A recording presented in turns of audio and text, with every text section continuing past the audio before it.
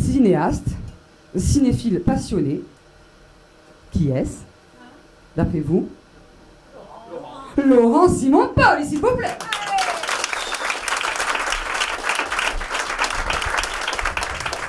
Merci. Bonsoir. J'ai passé un été de merde, moi je sais pas vous, mais moi ça a été compliqué quoi. J'avais décidé de tout arrêter, pendant 40 ans j'ai fait tous les festivals, toutes les foires, tout ça. Enfin, James Brown au Festival du Fiobo, qui a même pas voulu chanter Sex Machine parce que c'était dimanche. Le type il s'enfile des tonnes de coke, mais par contre dimanche jour du Seigneur il voulait pas chanter Sex Machine. Bref. Ouais, bon, on avait tité de coups après. Ben Harper, enfin bref, tout. Et en fait, j'ai fait le bilan, je me suis dit, j'ai jamais vu un concert en entier. J'ai toujours fini au comptoir. J'ai bu du mauvais vin, j'ai bu du mauvais whisky, j'ai bu des mojitos faits dans des bassines en plastique. J'ai mangé des sandwichs dégueulasses avec des merguez pas cuites. Donc j'ai dit, j'arrête tout. Bon, après, vous savez, dans tous ces festivals, on cherche sa voiture pendant des heures dans des parkings qui ne sont pas éclairés. On vomit aussi dans ces parkings. Bon, hein, voilà. Après, on fait d'autres trucs dans ces parkings. Bon, là, les enfants, je ne peux pas trop. Mais une fois, quand même, j'ai fait les deux en même temps, vomir et. Non, c'est vrai. Mais bon, je vais pas raconter parce que c'est. Ben, c'est à cause de la R6 aussi. Le capot, il est un peu en pente. Donc, elle glissait et. Bref. Elle a mis ses jambes comme ça, quoi. Et ça a été la première. Et moi, quand on vous met les jambes comme ça, vous êtes obligé de prendre avec les mains, quoi, sur ça. Et là, tout s'est enchaîné très vite. J'ai senti les poils comme ça, quoi. Les très très très longs poils aux jambes, pas le truc crapeux, quoi. Et donc j'ai tout lâché, j'ai vomi, quoi. Et bon, là, j'ai pris des injures en allemand. Et du coup, les injures en allemand, c'est quand même dur, hein, c'est un truc. Mais j'ai même pas eu honte, du coup, je suis parti comme un prince, quoi. Bon, bref, cette année, j'ai tout arrêté, je suis resté au village avec les amis. Le problème, c'est quand vous restez au village, vous pouvez pas éviter les discussions de merde, quoi. Et exemple de discussion de merde de l'été, c'est des marronniers, en fait, hein, tous les ans, ça revient. Il y a l'homme qui marche avec les sacs, vous savez, tout le monde a vu l'homme qui marche avec les sacs, hein, au bord de la route. Hein. D'ailleurs, il y a un monsieur ici, je ne le vois pas, mais Tchétché Morandini, qui est dans le coin, qui a fait un groupe Facebook sur ce monsieur. Parce qu'il y a eu un film sur lui, il y a eu une pièce de théâtre sur lui. En fait, c'est un type qui marche depuis des décennies au bord de la route. Alors, tout le monde, il va de sa supputation, de son interprétation sur l'homme qui marche. C'est-à-dire, qu'est-ce qu'il a fait, pourquoi il fait ça? Il y en a qui disent c'est un criminel de guerre, d'autres qu'il a eu un grand chagrin d'amour, qu'il a perdu, enfin bref, qui fait son chemin de croix en quelque sorte et tout. Bon, il y en a qui pensent qu'il a juste perdu ses clés, mais bon, ceux-là, ils ne sont pas très nombreux. Mais du coup, il y a des groupes Facebook dessus, et sur les groupes Facebook, ils s'étripent les gens. Ouais, l'homme qui marche, je l'ai croisé l'autre jour, je l'ai pris en stop. Il y en a qui disent, ah oui, il n'est pas pris en stop, il ne vous monte jamais dans les voitures. Donc les gens s'insultent, alors ils mettent des infos sur le truc. Ouais, j'ai croisé Georges à Solenzar et tout, il allait bien. Okay. Vu Georges au rond-point de Milliachar 19h30, je lui ai donné un bounty. C'est des infos capitales, hein. Et les gens font des selfies et tout, etc. Mais il n'y a personne qui se dit, c'est pas un peu con comme ça de marcher au bord de la route? Non mais c'est vrai, quoi. Je veux dire, si tu as envie de faire la route, tu traverses l'Europe, les États-Unis, c'est rien, quoi. Mais tu vas te taper des allers-retours Ghisonacci, Moriane, toute ta vie. Des fois, tu pousses à folie. Même moi, qui suis d'en bas, cette route, la plaine orientale, je l'aime pas, quoi. Putain, le chemin de croix. Et puis après, si tu veux faire un chemin de croix, viens chez moi. Moi, j'ai des terrains démaquisés, des murs habités. Oh, voilà. Et j'ai jamais compris cette fascination autour de ça. Parce que, moi, sur la route, il y a des trucs qui me fascinent. Il y a un truc qui me fascine sur la route, c'est quand je descends à Ajaccio. Quand je descends à Ajaccio, à Vivario, c'est la capitale du Mordor. Tu arrives à Vivario, t'as un grand type sur le côté, à l'entrée du village, avec des jumelles. Le mec qui scrute la montagne en face toute la journée. Il a squatté la corde à linge de sa femme pour y suspendre toutes les queues de sanglier qu'il a tuées. Tu continues, tu arrives au centre du village, il y a un bar avec des types. Bon. Vivario, il passe au bas mot des centaines de voitures tous les jours. T'es obligé de passer par là. Mais les mecs, ils te regardent comme si t'avais rien à faire ici. Et ils font ça à chaque voiture. Hein. Chaque voiture qui passe, ça. Vous imaginez le boulot que c'est, l'acteur studio. Il faut garder l'intention à chaque fois. Quoi. Et à la sortie, il y a mon idole, il y a le mec qui a un tas de bois. J'ai vu ce tas de bois. Ça fait 40 ans que je vois ce tas de bois. Là. Je lui dis, mais putain, mais c'est pas possible. Il a stocké 5 ans de bois tous les ans. Ils sont bien rangés, tous la même taille, là, par ordre de grandeur, par âge, celui qui a 5 ans, celui qui a 4 ans, etc. Le mec qui nous lance un défi permanent, quoi. Enfin, je sais pas, mais t'as l'impression qu'il t'envoie un message avec ça, quoi. C'est genre Winter is coming. Au Sopron, toi. Pas de soucis, hein, vous pouvez venir. Il y a un type un jour qui s'est arrêté vite, il a pris une bûche. Il est descendu chez lui, il a mis la bûche dans son tas de bois, lui, un tas de bois merdique, parce qu'il n'y a personne qui fait des tas de bois comme lui. Hein. Le lendemain matin à 8h, toc toc, le type il avait la bûche à la main. J'ai dit, c'est à moi ça. Hein. On va croire qu'il a une puce GPS sur chaque bois. Hein. Il est génial ce mec. Je l'ai jamais vu faire, hein. Personne ne l'a jamais vu. Hein. Ah. Mais le bois il y est. Bref, autre exemple de discussion à la con de l'été, la réincarnation. Alors vous avez remarqué, tous les gens, ils se disent tous, moi, dans une autre vie, ils ont tous été un prince, une princesse, une reine, quelqu'un qui a fait comme une grande œuvre, enfin voilà, un héros, etc. Bon. Mon ami Antoine, bon, j'en ai parlé la dernière fois, pour ceux qui étaient là, il faut suivre un peu quand même. Hein. Il est un peu mytho. Il dit, moi, je suis la réincarnation de Victor Hugo. Ok, bon, après quelques verres comme ça, la soirée, il y a sa femme à côté, Jacqueline, qui dit, ah, moi j'ai été Cléopâtre dans notre vie.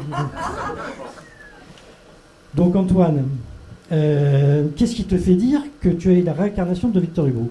Eh bien parce que quand j'ai vu Les Misérables, tu veux dire quand tu as lu Les Misérables? Ah non, j'ai vu, c'est pareil, hein, tu vois. Eh ben, j'ai senti que c'est moi qui avais écrit cette histoire. Mais dis-moi Antoine, si tu étais la réincarnation de Victor Hugo, tu penses que tu mettrais 2 jours à faire les mots fléchés de Corse Matin? Et toi Jacqueline, est-ce que tu sais combien il y a de pétasses comme toi qui sont la réincarnation de Cléopâtre dans le monde? Est-ce que tu crois que Cléopâtre, quand elle était jeune, elle taillait des pipes sur la banquette arrière de la 403 de son père? Te l'aimer? Après, au bout d'un moment, ça m'énerve, quoi. Alors après, il y a ceux qui pensent que on va se réincarner dans le monde animal. Bon, ça, c'est juste impossible. Pour la simple raison que nous sommes la seule espèce vivante à ne pas être d'accord sur le modèle social. Là, je fais des phrases. Donc, imaginez. On va prendre un exemple au hasard. Julien Morgante qui se réincarne en abeille. S'il se réincarne en abeille, ça va finir comment dire? Pourquoi c'est elle la reine? On s'est réunis, on a discuté, on a voté. Quelqu'un qui a voté pour ça? Non. Non. François Tate, Joël Zaza qui se réincarne en fourmi. Vous voyez, il va dire moi je ne suis pas d'accord pour le déplacement de cette fourmilière démon jusqu'ici.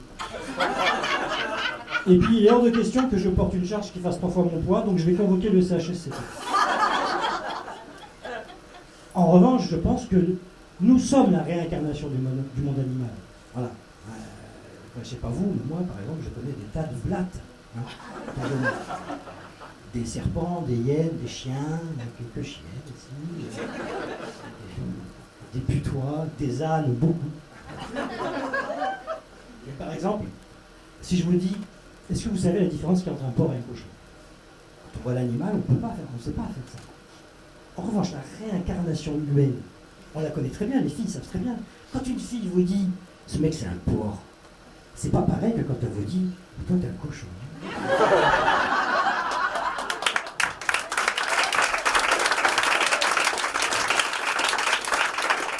Et si vous regardez bien, il y a balance ton porc, mais il n'y a pas balance ton cochon. Et pourquoi? Parce que quand tu trouves un cochon, on ne le balance pas, le gars.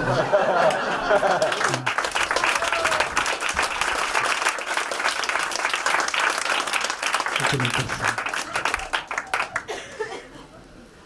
Mais du coup, je ne sais plus ce que je voulais dire. Oui, alors voilà, on arrive toujours à la question fatidique. En quoi tu veux être incarné ou en quoi tu ne veux pas être réincarné? Moi, mon angoisse ultime de réincarnation, c'est d'être incarné en pizza. Pas le truc... non, le pizza. Je veux dire, vous imaginez, vous êtes au village, chez vous, entouré de votre famille, vous vous éteignez doucement, et vos enfants, vos petits-enfants, voilà, c'est bien. Vous vous réveillez, voilà, vous vous retrouvez dans le corps de Jean-Michel, à Joinville-le-Pont. Vous passez votre enfance à Joinville-le-Pont, au milieu des gosses, les parents qui s'engueulent, ouais, t'as pas acheté le liquide de rinçage pour la vaisselle, etc. Bon, vous finissez par travailler comme chef de rayon au centre Leclerc de Joinville-le-Pont. Vous vous mariez avec la bouchère du centre Leclerc de Joinville-le-Pont. Ils vous font une haie d'honneur, etc. Les employés, vous avez des bons d'achat, enfin bref, l'angoisse, des trucs horribles, quoi. Et vous pouvez, c'est un peu la perpète, quoi, en fait. Hein. Et alors ouais, vous allez dire, il y a pire, tu pourrais te réincarner dans un pays où il y a la guerre, la famine et tout. Mais bon, tu te réincarnes en Soudanais. C'est l'affaire de 6-7 ans. Mais là, les mecs, ils sont en pleine forme. Et quand vous êtes réincarné, vous n'avez pas la maîtrise du truc. Hein. C'est compliqué, quoi. Je veux dire, vous pilotez pas l'être comme ça, comme un propriétaire de payotte pilote son 4x4 à Porto Vecchio. Voilà. Donc c'est pas compliqué. Donc vous pouvez pas agir beaucoup, c'est-à-dire que vous agissez comme ça, mais par des fulgurances, des impressions de déjà vu, etc. Et là, vous insistez, la Corse. Et ça marche. La journée, on va en vacances en Corse. Débarquer à Bastia, putain, c'est génial. Enfin, vous respirez, vous voyez tous vos endroits, tous vos lieux. C'est beau, putain, vous entendez parler Corse et tout, c'est génial. Et puis là, vous voyez, d'un coup, vous tombez sur deux types. C'est vos petits-enfants. Ils ont grandi, c'est devenu des hommes. Putain, ça vous fait une émotion, mais terrible. Et là, vous avez un élan, vous vous approchez d'eux, et eux, ils vous regardent, et il y en a un qui vous dit: qu'est-ce que tu veux, toi, espèce de gros enculé de français de merde? Et l'éducation, des fois, ça se retourne contre vous. Hein, les enfants, les deux fils, il y en a un qui fait des hashtags sur Instagram, no filter, no pins, et l'autre qui veut faire les premiers festivals de la francophobie dans le Fumo. Alors, c'est compliqué. Bref. J'ai plus ce que je veux dire.